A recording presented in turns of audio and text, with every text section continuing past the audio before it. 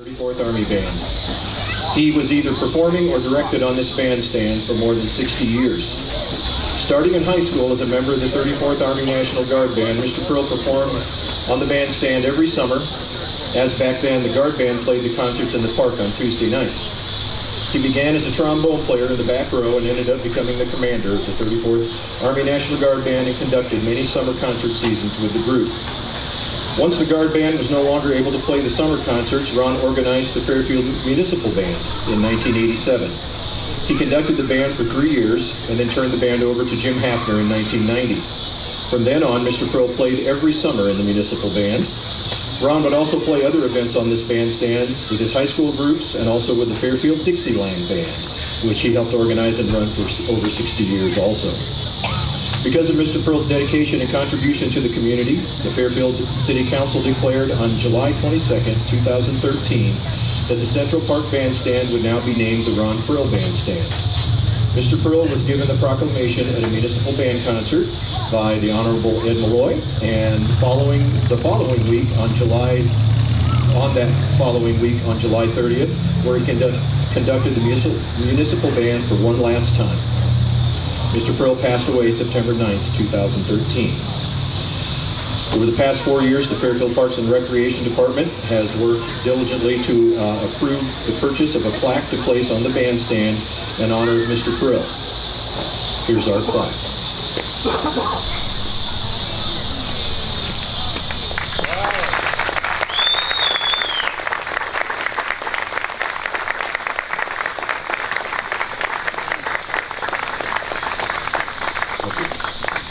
The plaque shows a picture of Mr. Prill with his trombone and reads, Ron Prill, Commanding Officer, 34th Army Band, Organizer and Director of Summer Concert Band, and FHS Instrumental Director. Although there were many, many other things the man did for this community, those are the three things that are on the plaque. The plaque was designed and made through the help of Kent Whitney and Whitney Monuments, and Kent will permanently mount the plaque in the near future on the bandstand. It will be mounted here. I'm not sure exactly where it's going to be, but he will be the one in charge of mounting it on the bandstand. We have two representatives of the 34th Army National Guard Band here with us tonight. Retired Commander Chief Warrant Officer Jim Goodwin, who took over the 34th Army Band after Ron's retirement, and Sergeant First Class Jeff Prill of the Guard Band present. They are here to represent the current band past and current band members of the 34th Army Band. Commander Goodwin would like to say a few words.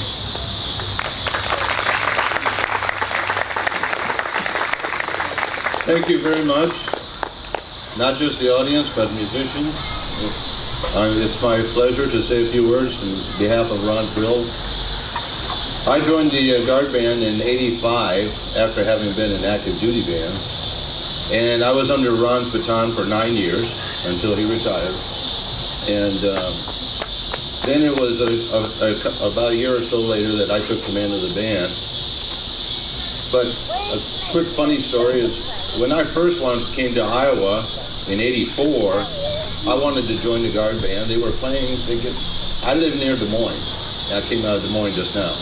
And they were getting ready to play at the Boone, what do they call that?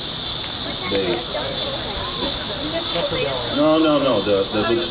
Pufferbilly Days, that's right. And I so wanted to be a member of the band.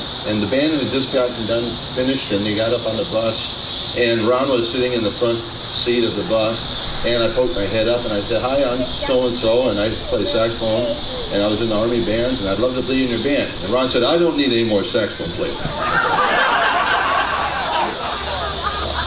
And so I was not allowed to join that year. At that time, anyway, the band used to practice, I think, every Monday night and play a concert here. And then, of course, at that time, before all the 4-lane roads, it was a 5-hour drive between coming here and going back, and I couldn't justify it anyway. Well, then in the next summer, the band switched to a weekend-a-month drills like most National Guard units. And by the way, in that meantime, I had joined a unit at Camp Dodge, intelligence unit. And by the way, Army intelligence is a contradiction in terms. But anyway, so I was like a fish out of water in that intelligence group. You know, they were doing stuff that I had no understanding at all. I was a musician. and a music teacher. I was teaching in band in Des Moines. But then next summer they switched to a weekend a month, and I asked to join the band again. And come September, I came into the band in '85. And being a young band director at that time, one time I spoke up in band practice, and I told Ron he was doing something wrong. Yeah, that was a mistake. He put me in my place in front of everybody right there, okay? And I deserved it. And once I figured out that he was in charge, not me, everything went very well. And I enjoyed working with him. He was a wonderful musician. I got the pleasure of playing in Dixieland Group with him on the stage on a couple places. And he was a very fine musician. He wasn't just a good band director. He was a real musician. He really enjoyed playing Dixieland, and it was my pleasure to play along with him. And then after he retired, and I took over the band, there were times when Ron would make a point to come see me and talk to me. And he'd give me a few pointers about what music to choose and some things about leading a band. And I really appreciate it because it came from his heart, and he meant well. He wanted the band to continue to be a good group, and he wanted me to be successful with them. And so my memories of Ron are wonderful, and I got to play in this bandstand several times in the meantime, and lots of performances, of course, with the National Guard Band, and then I went on 14 more years. But it's my pleasure to be here tonight and be for the dedication of this plaque. Thank you very much.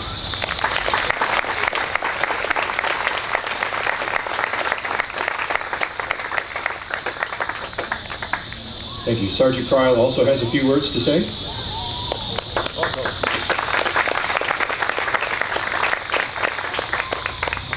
Now, how do you follow your former commander in a speech? You know, that's just hard to do. When Jim emailed me this morning, you know, I knew this was coming up, and the 44th Army Band definitely wanted to have a presence here tonight. Mr. Prill meant the world to us, you know, growing up through the years, serving with the band. So I want to take this moment to thank him for what he did. Thank everybody here involved for making this plaque. That is awesome that this bandstand can be dedicated because, you know, right here where I'm standing, how many nights, like Mr. Edgeton mentioned, did Mr. Prill stand here? I mean, a lot. I mean, more than I could ever imagine, serving his community, his country, and doing a great job there. On a personal level, you know, I had Mr. Prill as a teacher in a church for Sunday school. I had him as a high school band director, and I had him as a commander for the National Guard Band. So I had a pretty good idea when Mr. Prill was mad and when he wasn't. But he was a super guy. As you all know, people here in this band have played for him many, many times. Current members of the band strive to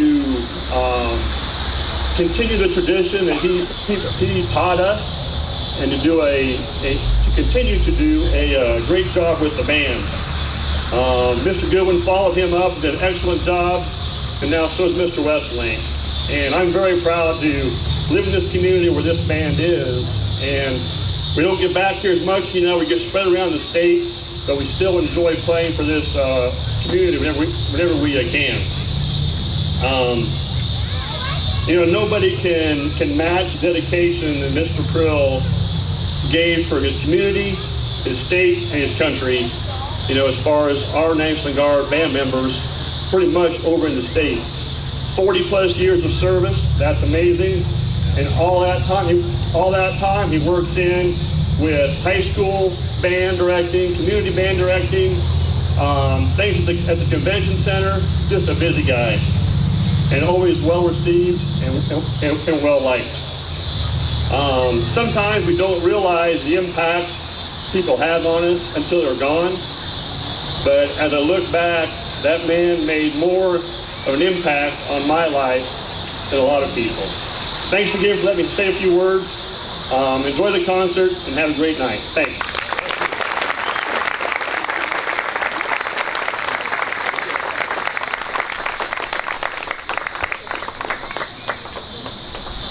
Thank you, gentlemen, for your kind words. I know I agree that there's a lot of us up here who are still playing because of the influence of Mr. Prill. I know some of us are band directors because of that influence. So we would like to next read a message from the family of Ron Prill. It's sent to us from Linda Prill Mensch, his daughter. None of the relatives are able to be here tonight, but reading this letter will be Claudia Sloat. She's a fellow band member and trombone buddy and section player with Ron. All right.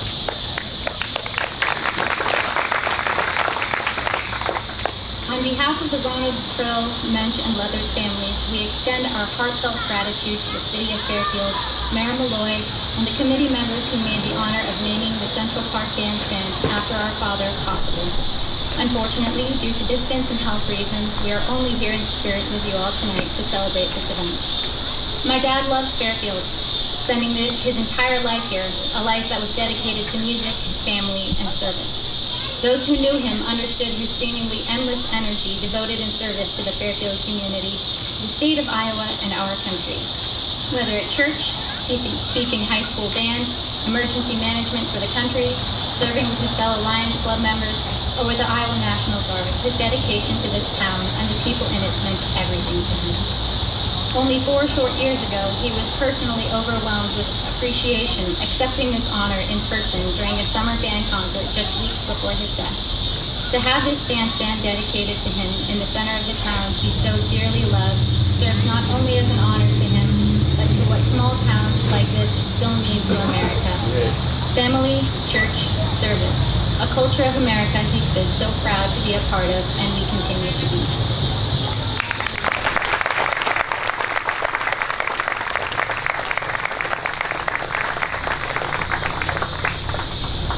Thank you, Claudia. And on behalf of all of us, I would like to thank the City of Fairfield, the Fairfield City Council, and Mayor Ed Malloy and Gerry Runyon for their work in getting this bandstand named in the honor and memory of Ron Prill. I would also like to thank Dave Neff, the Parks and Recreation Board, and Kent Whitney of Whitney Monuments for arranging, designing, purchasing, and future mounting this plaque that will be permanently on display in Central Park. And thanks to all others who have also been involved in this process, as many others have helped get this done. So we invite you now to stay around and listen to the Municipal Band's last performance of the summer. And the concert, when we start, we'll start with the Sousa March, the Thunderer, which is the march that Ron Prill conducted at the concert in 2013, when the bandstand was dedicated to him. So we'll start up in just a couple of minutes. Thank you.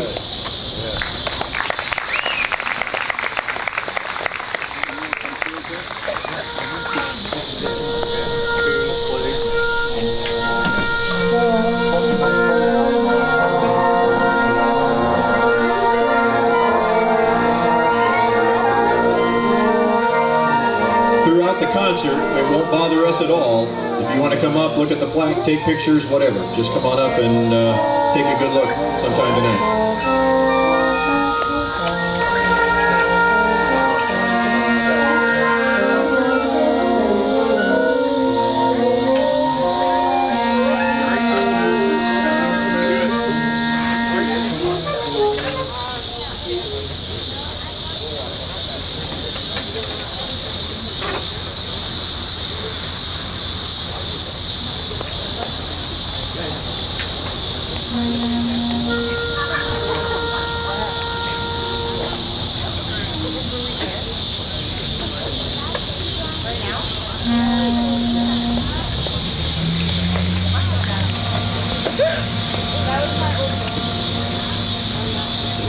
So Gerry Runyon will conduct our first piece and start the concert with The Thunderer.